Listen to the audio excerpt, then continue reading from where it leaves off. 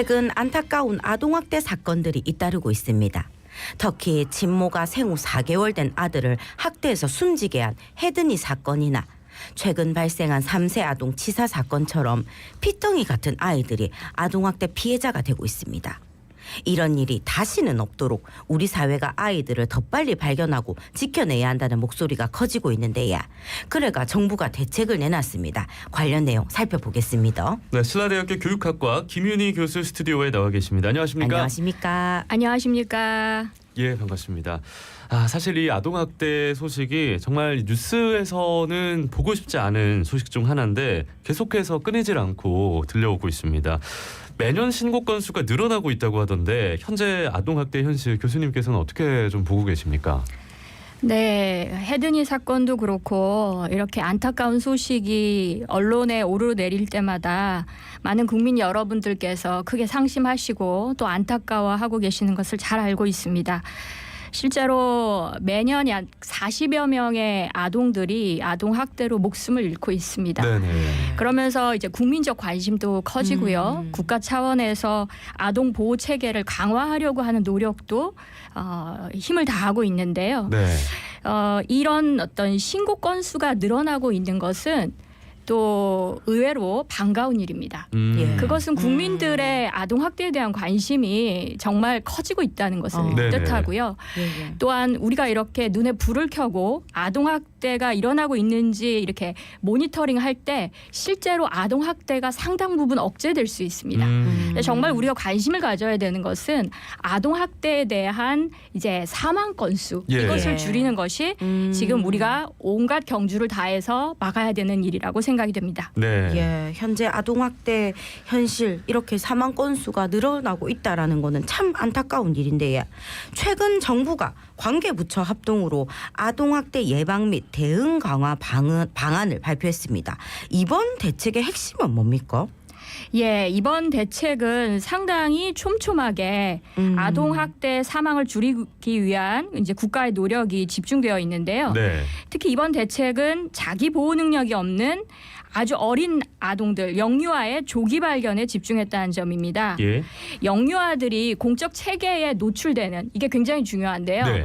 공적 체계에 노출되는 이렇게 굉장히 큰 기회가 예방 접종을 맞으러 병원에 오거나 건강 검진을 받으러 병원에 오는 것입니다. 네.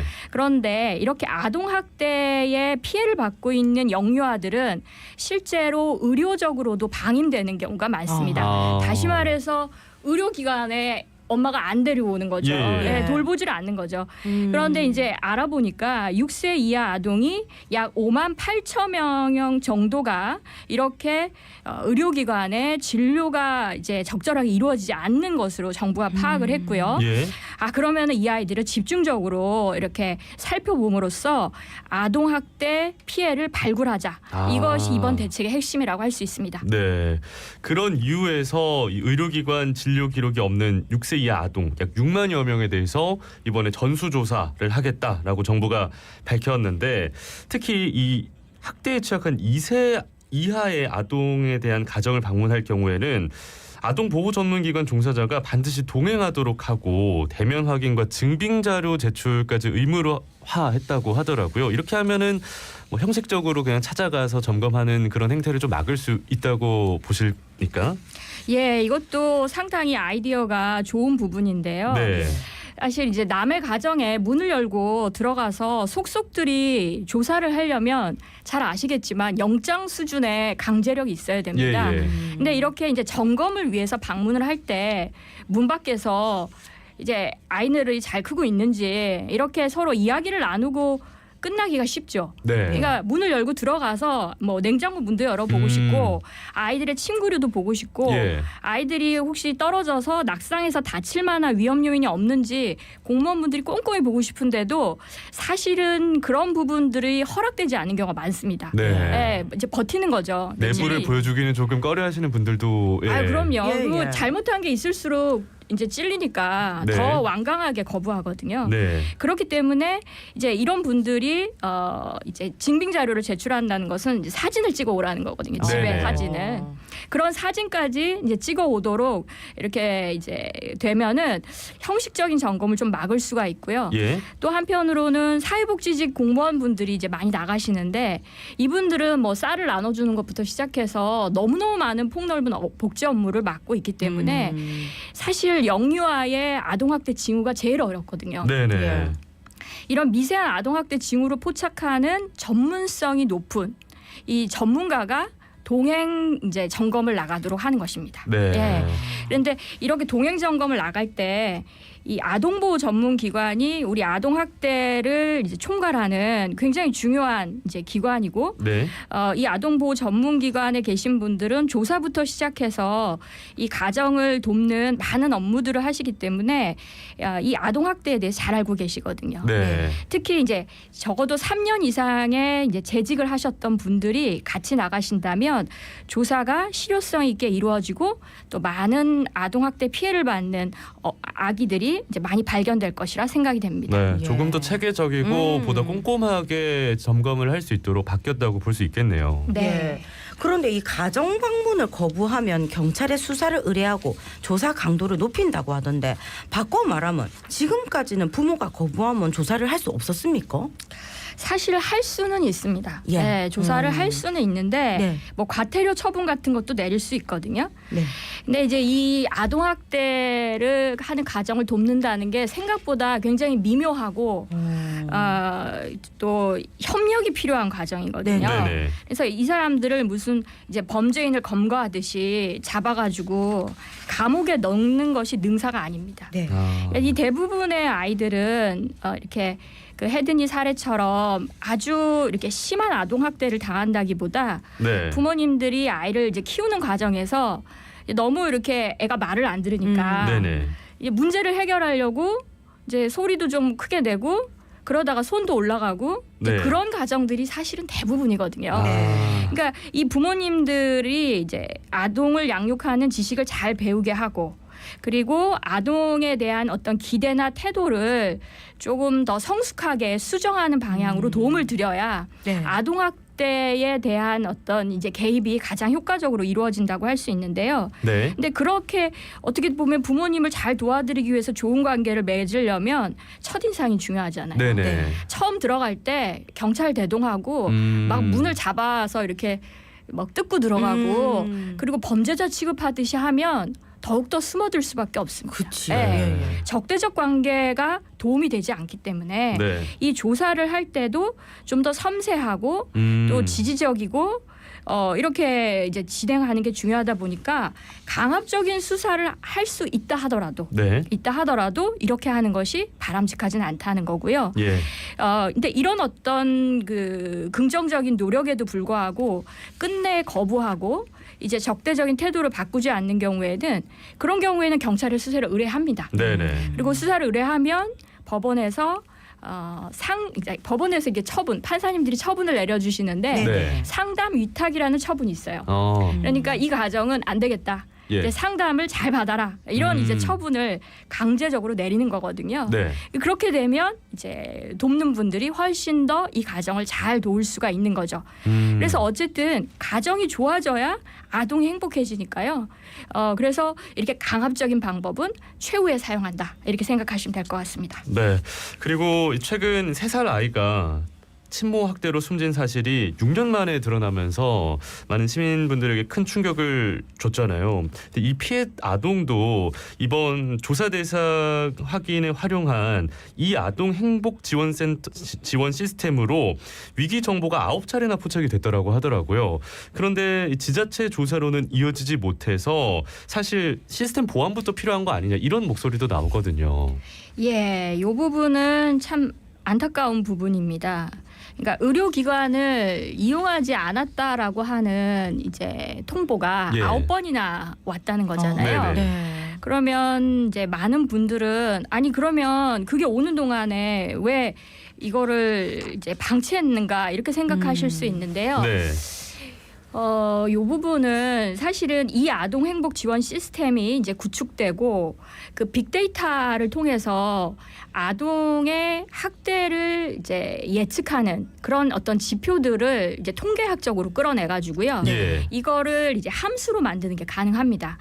그래서 이런 발굴 모형이라는 게 뭐 실제로는 수학 공식이거든요. 네. 예, 근데 이런 수학 공식을 만드는 건 가능한데 이 수학 공식으로 나온 이제 그 위험도 평가를 이제 현실에서 이거를 어떻게 보면은 개입에 대한 근거로서 삼고 이 가정에 가서 조사하고 이런 과정들은 생각보다 쉽지 않습니다. 그러니까 공식은 만들 수 있지만 네네. 이 공식을 실천해서 이 가정을 돕는 것은 굉장히 이제 어려운 부분인데요.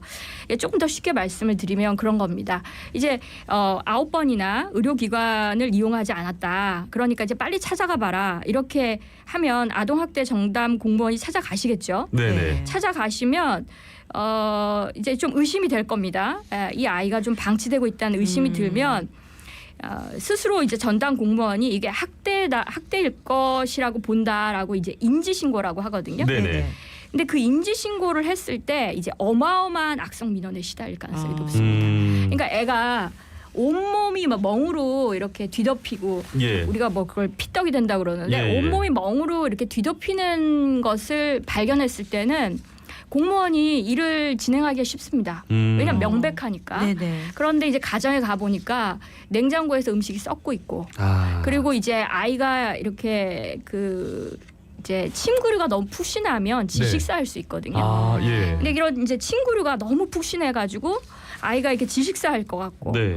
그리고 아이를 병원에도 안 데려가고 이런 어떤 의심 정황들이 있을 때는 사실은 명백하지 않기 때문에 네네. 이거를 밀어붙이기가 쉽지가 않습니다. 네. 그러니까 사인이 있어도 우리가 사인을 놓치지 않고 그걸 밀어붙이려면 많은 위험을 감수해야 되거든요. 네네.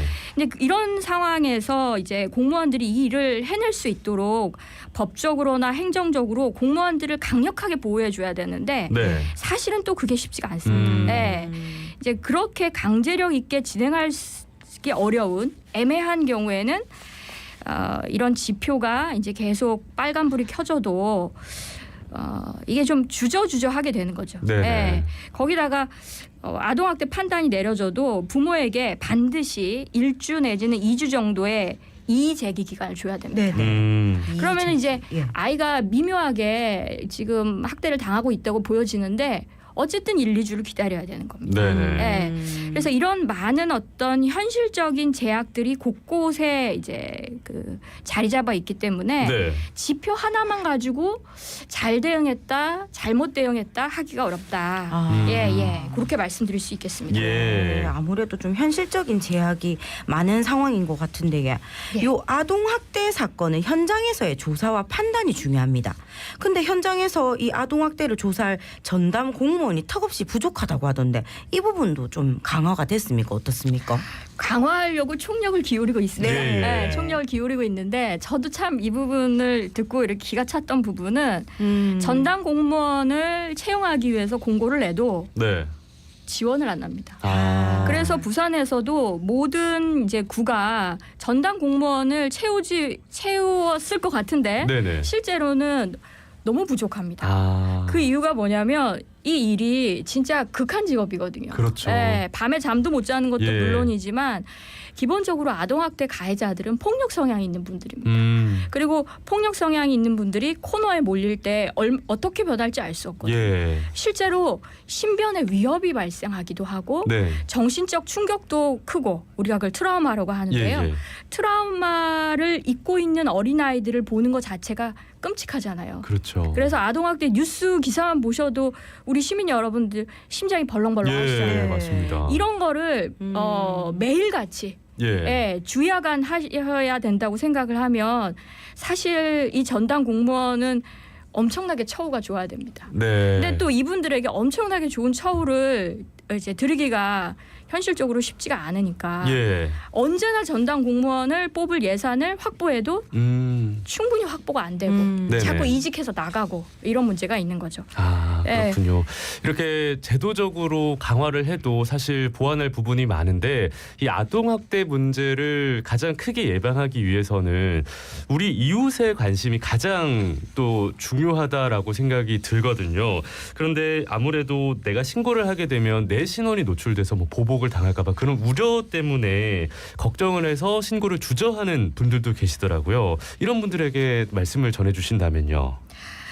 사실 저도 신고를 해봤는데요. 네, 예. 네. 엄청 무섭더라고요. 그렇죠. 네, 예. 저는 이제 신고를 했을 때 실제로 가해자가 이제 조폭하고 연결돼 있다는 얘기도 들었었어요. 예, 예. 그래서 예.